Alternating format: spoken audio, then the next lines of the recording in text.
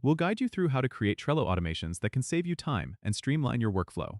If you find this helpful, consider subscribing and liking the video. First, open Trello on your desktop and log into your account.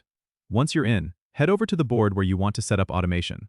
Look for the Automation button, usually located at the top of your board, next to the menu. Click on it, and you'll see a drop-down menu.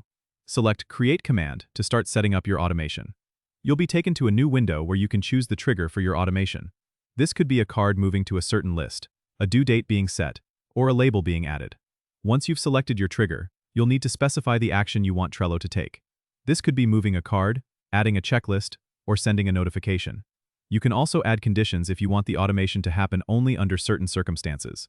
For example, you can set it to only trigger when a card is moved by a specific team member.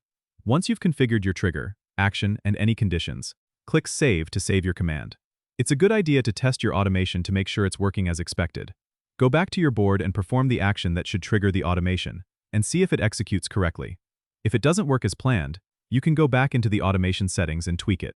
Trello also offers Butler, which is a more advanced automation tool, allowing you to create more complex automations with multiple triggers and actions.